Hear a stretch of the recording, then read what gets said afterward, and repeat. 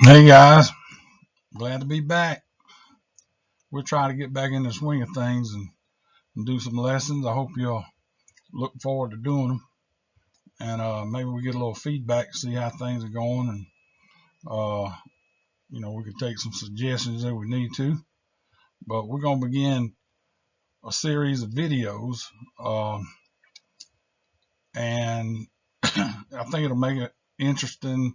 You know, I'll be working on them and narrating some videos and doing PowerPoints like we're doing today, but these PowerPoints are turned into YouTube videos to where you can access them from anywhere, and that'll make it a little easier for us to get our lessons to you. What we're going to do is we're going to start a series of videos on garden beds. Maybe you know what a garden bed is, just a raised enclosed bed, and we'll work on that as that's what we're going to be centered around when we're doing our projects and doing our videos. And we're going to learn, we're going to center around the beds, and we'll be learning some good information along the way. And we'll divide it into parts. Today's part one of planning, less hands-on, more planning, but the lesson will be in maybe 3 parts, maybe 4.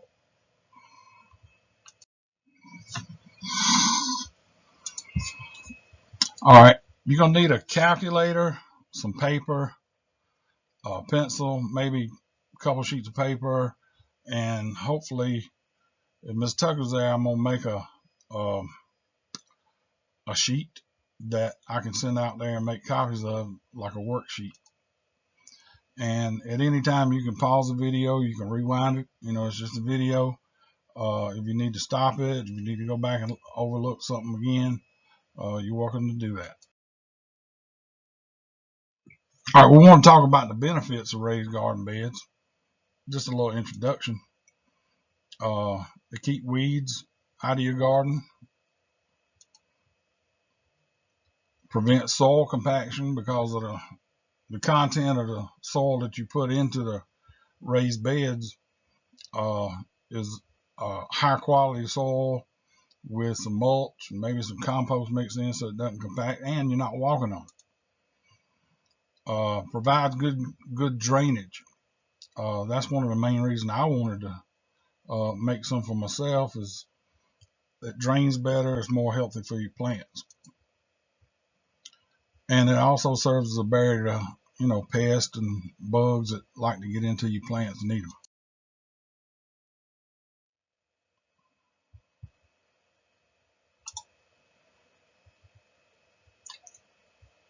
They keep your soil from eroding. They're efficient with space and a lot easier to maintain.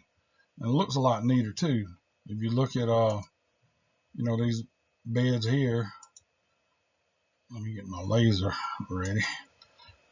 If you look around these beds here, over here, you can put mulch, you can put gravel around it to make it, to keep the weeds away. It looks a lot better. And even up here, similar to what I'm going to do, is I'll leave enough space in between my garden beds that I can just mow and weed eat up to the wood itself, and it'll look good. All right, the use of raised garden beds is trending. Amateur gardeners and professional gardeners alike. And you look at these layouts of these beds, for somebody, backyard gardening, you get a lot of vegetables and plants in a smaller space, and you can tend to them a lot better. With professional gardeners, they can have better soil, less maintenance.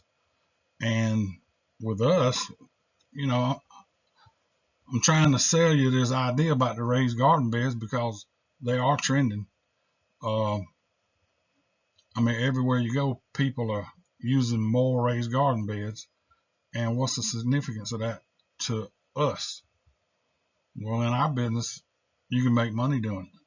A lot of people need raised garden beds, but are not able to or not willing to try to make them to sell. So it might be something you could get into. You got landscape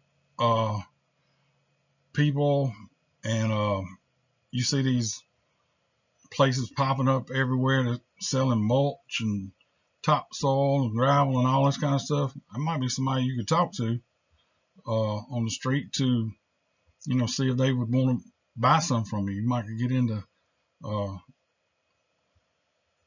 building and selling. Here,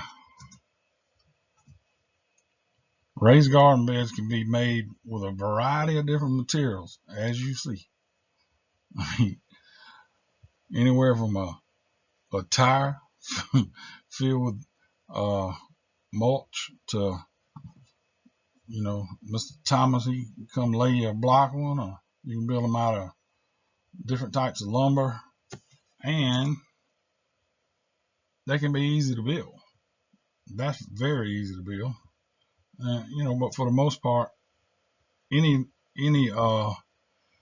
raised garden bed is going to be fairly easy to build. And once you build it, build one or two, you can get to be a lot more efficient building it. All right, we got some objectives that we're going to be following as we go through our course, our lesson. First thing is identifying landscape timbers. That's what we'll be using. Explain how to make a lap joint. Identify sizes of rebar. Refer to plans, drawings for information. You're going to learn how to create a cut sheet, a material list, and calculate cost.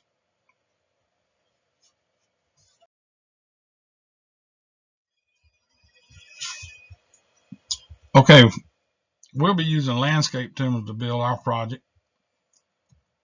Landscape timbers are cost efficient. They're a lot cheaper than a lot of different types of material you could get. And they're pressure treated for outdoor use, so they last longer. They won't rot. Bugs won't get into them and eat them up, termites and ants and such, because they are treated through a process. In the past, years ago, it was an issue that landscape timbers, well, not just landscape, anything that was pressure treated was unsafe, had some hazardous qualities because they were treated with a chemical that had arsenic in it. Arsenic is a poison, and that's what kept the termites and bugs and whatnot out of the material. And now they use different type. They got a different process they go through. There's not poison, and you wonder, well, how is it not a poison if they treat it? Well, it's kind of similar to the way somebody might do a swimming pool. They have treatments for those, which sometimes can be copper, and that's part of the what they induce the landscape with timbers with.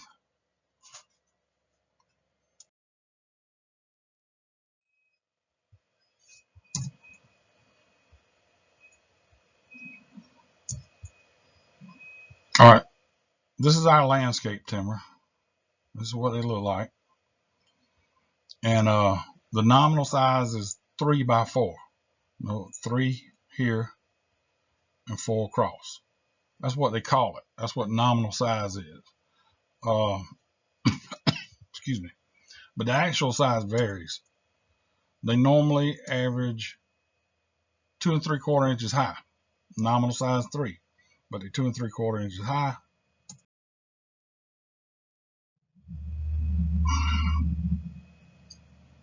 Waiting on my computer to catch up. And they're about 4 inches wide. Sometimes they vary in width a little bit. Might be 3 7/8, possibly 3 3/4, but they usually run about 4 inches. All right, a little bit about the rebar. Number 4, that's what we're going to be using, number 4 rebar.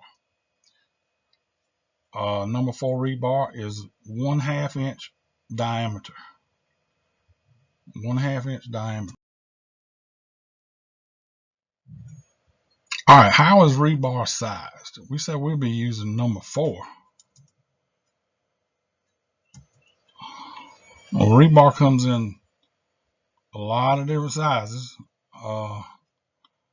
Smallest I've ever seen is 3, and they step up: 3, number 4, number 5, 6, 7, on up. So how do you know if you had rebar laying, out, and you want to know what size to use? How do you determine what size is you got or what you need? You determine the rebar size by the diameter in multiples of 1/8 of an inch. What you're saying is very simple. 3/8 of an inch. So, you look at the diameter of the rod. 3/8 of an inch is a number 3. 5/8. See, 5/8. So how many eighths is that? That's 5. So this will be a 5/8 of an inch diameter on this number 5. All right, so a 1/2 inch would be what? How many eighths is that? 4/8, right? So 4/8 is a 1/2 inch. And that's what we'll be using. This diameter of this rod right here is a 1/2 inch.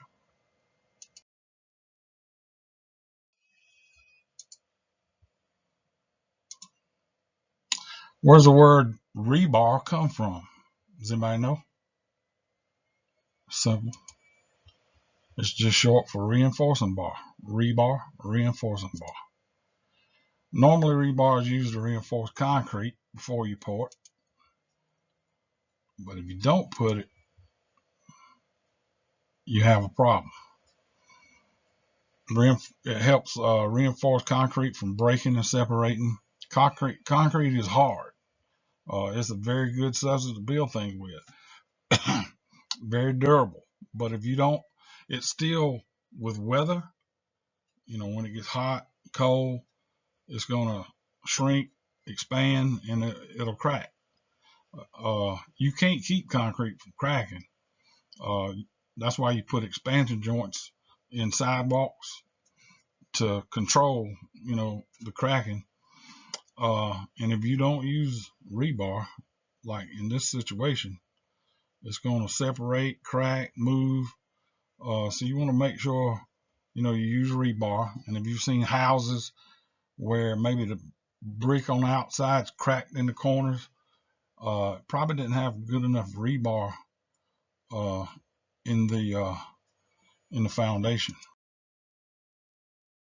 Now here's some uses of rebar. You can use them as footings for your home. You see the rebar is placed here on top of what we call chairs to keep them off the ground. And then you got vertical rebar tied in there, that once the footing's poured, this vertical rebar,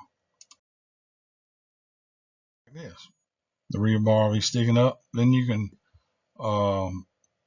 lay, like block mason, or lay the block on top of it, and the rebar will be coming up through the cells of the block. Then you can pour those cells with concrete, and it makes the wall a lot more sturdy.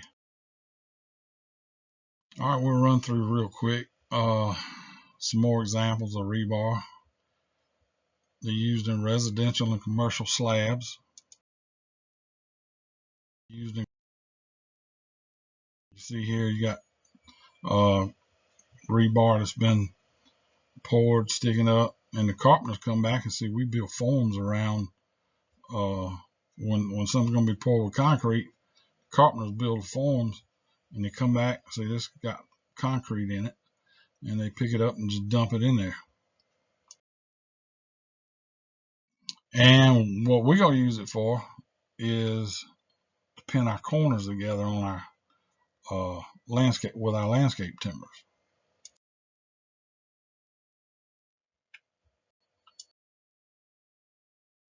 All right, then you got a miter joint. Miter joint. What's a miter joint used for mostly? Some type of trim work. It's made so that you don't see the edge grain. It turns the corner. What beauty, the pretty wood or whatever here, when you go to this side, it looks the same. You don't have a end grain because it's miter. Rabbet joint. Now you get a little bit more strength here. These kind of joints you use in cabinets, making cabinet drawers and things. And what makes them stronger, it don't look like a big strong joint, but here, when you're using a rabbet joint, you got two glue surfaces. You glue it here, and you can glue it here. So you got strength coming from two different directions, which really makes it a lot stronger. You got what you call a dado joint. It's actually kind of like the rabbet joint, except for a dado is more like a groove. Can you think of somewhere you could use this?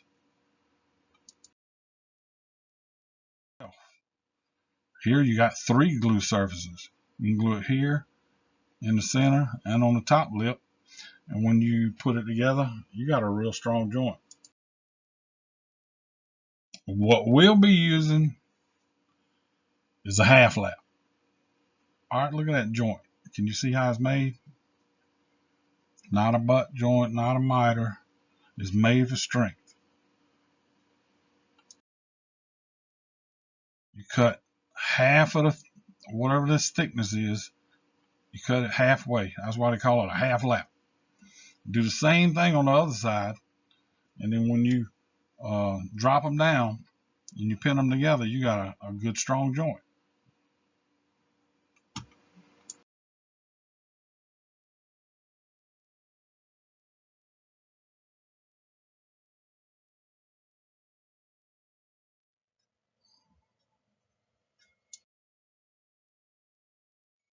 All right, this is the size of our project here. Each one of these numbers or where they're written has significance that you need to be able to understand. Your first number is what? Quantity. So this is the size of our project. This is how many we're going to be doing.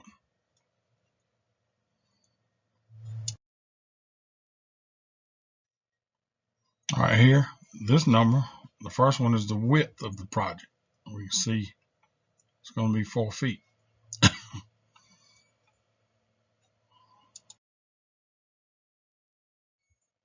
All right. Now we see the length of the project is 8 feet, shown here. That's how long it is. Now, if you notice too, the 4 foot has 1 mark, 8 foot, 1 mark. That means feet. When you got 2 marks, that's inches.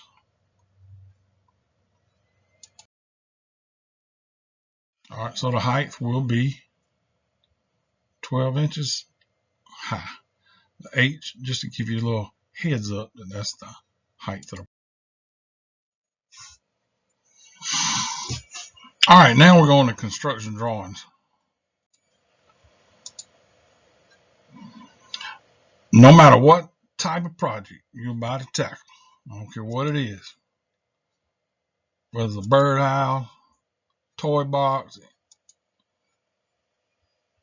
entertainment center, no matter how big or small, you need some type of drawing to keep you straight so that you don't overlook things.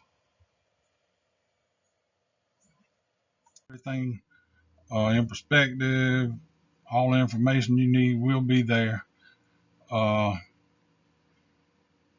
Drawing of your plan of your project allows you to plan ahead. It's something I've always stressed is before you start a project, you need to go through the progression of that project in your mind. Build it in your head.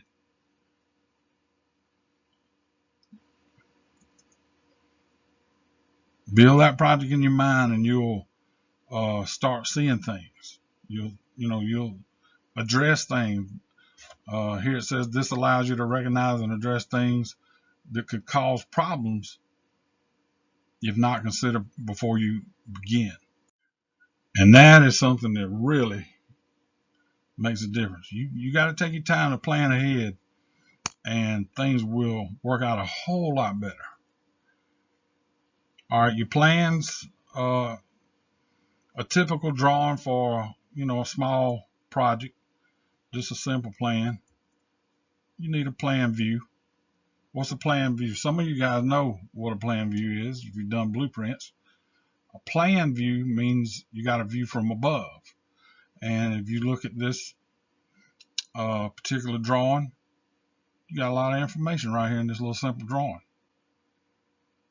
How long is it? It's 8 feet, right? How wide is it? It's 4 feet. What does it say about the rebar? What tells you the size? It's number 4 rebar. And it's got a statement here that says 4 foot maximum on spacing. Also, it kind of lets you know where to put them all. You want one in each corner, and it tells you you're going to put one in the middle on both pieces, right?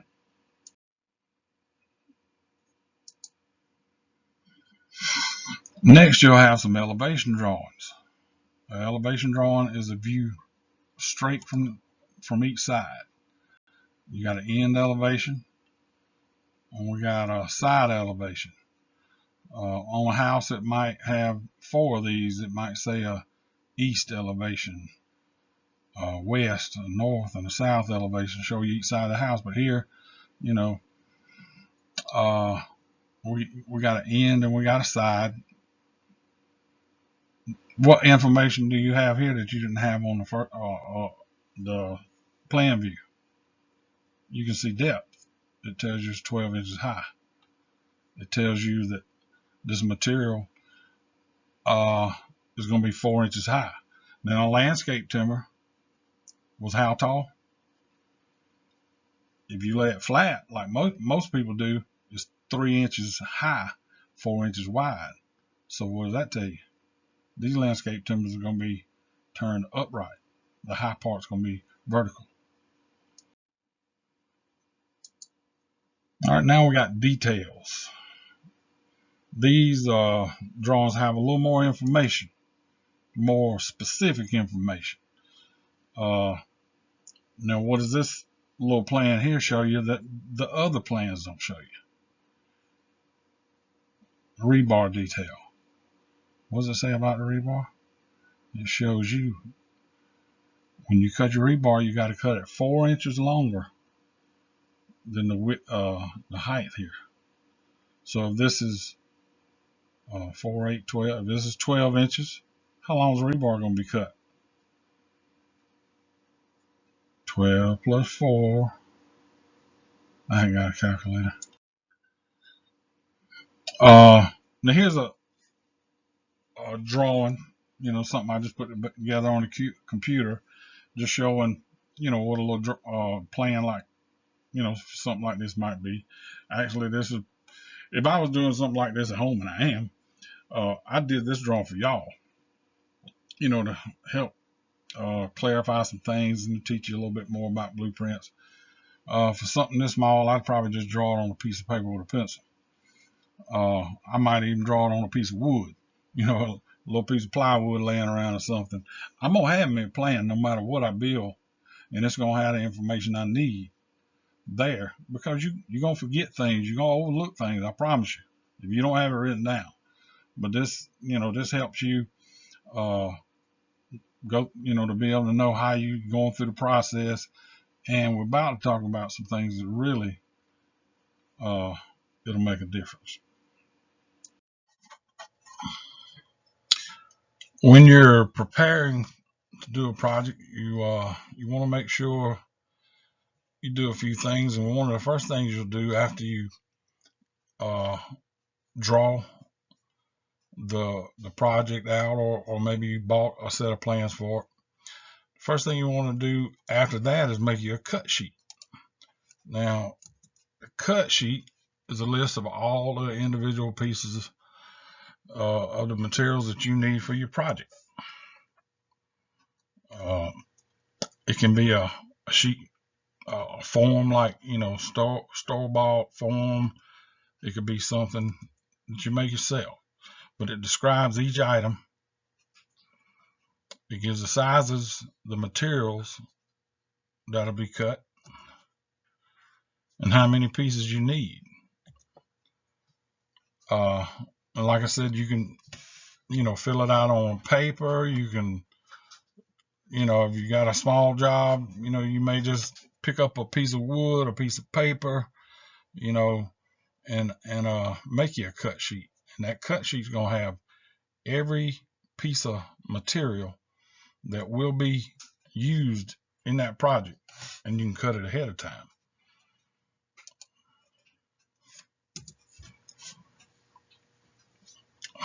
See, it'll tell you how many you'll have, what material, and the size that the materials will be cut.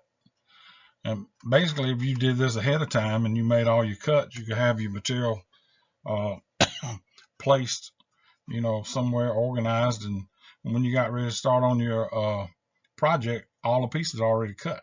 Saves a lot of time. Our material list is a little different.